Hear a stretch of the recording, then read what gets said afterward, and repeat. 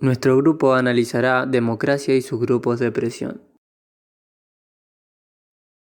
Primero vamos a definir brevemente qué son los grupos de presión.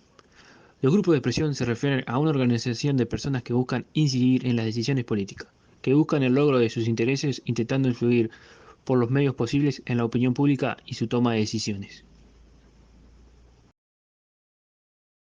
En otras palabras, los grupos de presión buscan e intentan influir en las decisiones políticas y defender una idea en particular. Dentro de los grupos de presión hay 4 tipos de temas a profundizar. Ellos son opinión pública, medios de comunicación, partidos políticos y sindicatos. Ahora entraremos en detalle en una de ellas que es opinión pública, que también se le puede encontrar como sondeo de opinión. Pero, ¿qué es un sondeo de opinión? Un sondeo de opinión es un método para recolectar información sobre la opinión pública de un grupo de personas. Esta herramienta generalmente involucra una muestra de participantes que representan una población más grande. En general, la expresión refiere a las opiniones generalizadas en lo que respecta a la política, la economía y todos los temas de interés público que se presentan en una comunidad determinada. La opinión pública es especialmente estudiada en el ámbito político como un medio de conocer las inclinaciones del electorado. Estas se reflejan en los medios de comunicación en buena medida, aunque también se realizan sondeos constantemente para conocerla. Dada la importancia que adquiere en la toma de decisiones de una nación, no debe de extrañar que intente continuamente manipularse, generalmente con resultados infructuosos.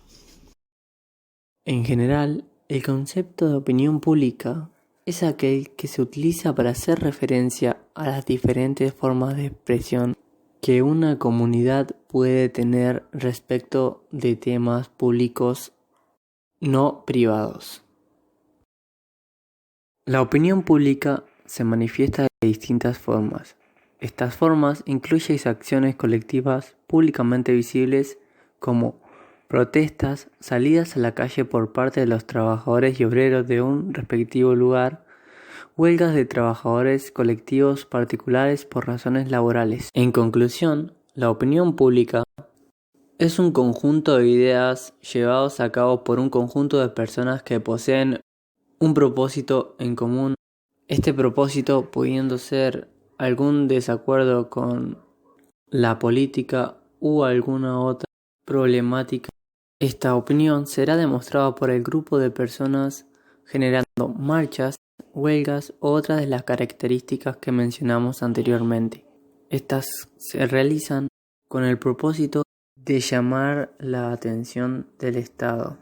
Una vez finalizada la presentación sobre qué es sondeo de opinión, a continuación seguiremos con medios de comunicación. Para la mayoría de las personas, el mundo del derecho llega a través de los medios de comunicación, en la medida en que la información transmitida lo sea de forma objetiva, responsable y con respeto, supondrá el correcto ejercicio de derecho, como los de comunicar o recibir libremente información veraz, cuando el contenido es jurídico y puede afectar a la vida de las personas, a sus patrimonios o a su libertad, resulta especialmente sensible y necesita de investigaciones serias y contrastadas. En este libro centrado en la prensa jurídica y redactado por excelentes profesores, juristas y periodistas de nuestro país, se abordan aspectos diversos de la misma, como la prensa histórica, la prensa tribunales, con referencia concretas a los juicios paralelos, a las luces y las sombras de este periodismo, o las nuevas amenazas de las libertades de expresión e información.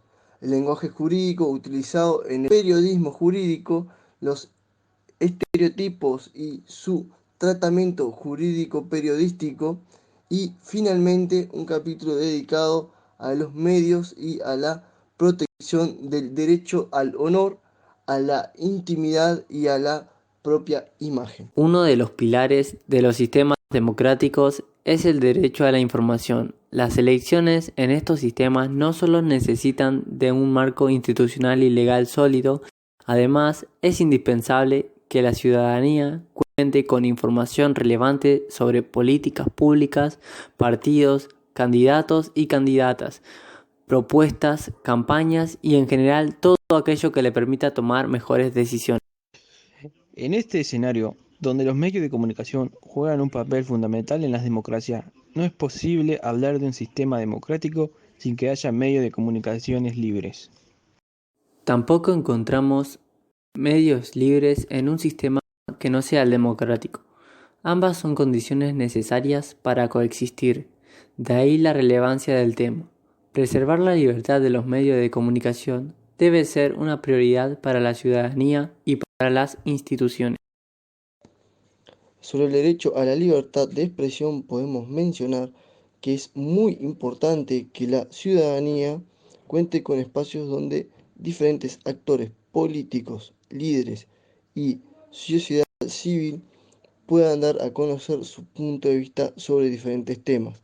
En este sentido, la radio y la televisión son los medios por los cuales más personas se enteran de noticias y eventos públicos, por lo que representan un espacio muy importante. Derecho a la información pública según la Intendencia de Montevideo.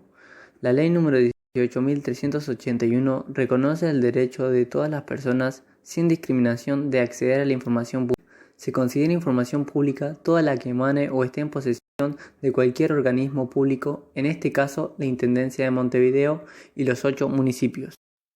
Los solicitantes de información al amparo de esta ley no tienen necesidad de justificar las razones de su solicitud.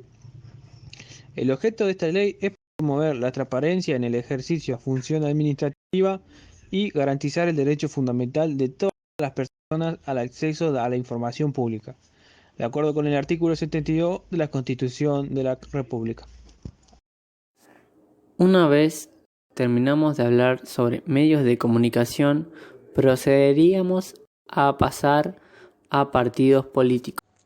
La Ley General de Partidos Políticos los define como entidades de interés público con personalidad jurídica y patrimonio propio, con registro legal ante el Instituto Nacional Electoral o ante los organismos públicos locales y que tiene como fin promover la participación del pueblo en la vida doméstica, contribuir a la inteligencia de los órganos de representación política como organizaciones de ciudadanos para hacer posible el acceso de estos al ejercicio del poder público. Con esta pequeña definición, ¿qué quiere decir? O sea, nos explica, mejor dicho, que los partidos políticos, o sea, en sí, son del pueblo. Eh, es un grupo de personas que obviamente tiene conocimientos jurídicos, conocimiento de leyes, y todos tienen un mismo pensamiento para, obviamente, gracias a todo eso, generar un partido político, un movimiento se podría decir también. El mismo claramente tiene votaciones del pueblo, que también forman parte de ese partido, de ese mismo partido al que se puede decir que lo siguen, pero claramente no serían personas que llegarían al poder, simplemente los votarían para que llegaran al poder.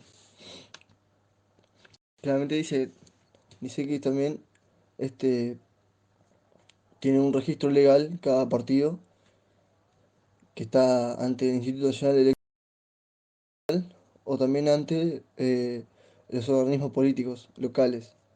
Eh, con esto claramente quiere decir que cada partido político que se vaya a generar tiene todo un procedimiento para, para que quede formado de forma legal para poder ser un partido al cual los individuos que conforman el pueblo puedan votarlo, ya sea para que gane algún tipo de elección o el fin que tenga hecho. Una vez finalizado el tema de partidos políticos, pasaremos al último tema, sindicatos. Pero antes de explicar qué es un sindicato, procederemos a dar una breve descripción histórica del mismo. La palabra sindicato proviene del vocablo griego sindiki, que traduce protector, y era la figura que defendía a alguien durante un juicio en su contra. Se llamaba síndicos a un grupo de 5 oradores de la democracia ateniense que abogaban por las antiguas leyes en contra de las innovaciones. Desde entonces, el término se empleó con el sentido de alguien que vela por los intereses de la comunidad. Sin embargo, la historia propiamente dicha del sindicalismo comienza con la lucha obrera del siglo XIX, dentro de la cual los movimientos anarquistas y socialistas tuvieron mucho protagonismo. En la Europa del siglo XIX, los sindicatos estaban mal vistos. Esto era debido porque el capitalismo funcionaba de manera mucho más despiadada, haciendo que los obreros no gocen de los mismos derechos los cuales poseen ahora. Es más, incluso la huelga no estaba contemplada e incluso era prohibida. Por otro lado, la legislación inglesa aún utilizaba los términos amos y siervos hasta que en 1875 se le cambió por patronos y obreros. Un gesto bastante elocuente en este marco de tensión entre empresarios y trabajadores, donde surgieron los primeros intentos de internalización de la. ¿Qué son los sindicatos? Un sindicato es una asociación de trabajadores que tienen el cometido de velar por la defensa de sus intereses laborales, sociales y económicos frente a su empleador, sea esta una empresa, una conjunta patronal o el Estado mismo. Se trata de una de las formas más comunes de organización de la clase trabajadora. Jugaron un rol muy importante en el movimiento obrero surgido en el siglo XIX, a punto tal de que el derecho a la sindicalización ha sido consagrado por la Organización Internacional del Trabajo y la Organización de las Naciones Unidas. Las leyes de cada país detallan las condiciones mínimas para que los sindicatos puedan construirse y también qué tipo de poderes se les otorga. En líneas generales, se trata de un ente de coordinación política y laboral, dado que es un órgano de representación de los trabajadores. También es común que los distintos sindicatos existentes negocien entre sí, para convocar a esfuerzos compartidos o que conformen estructuras aún mayores como uniones sindicales de distinto tipo.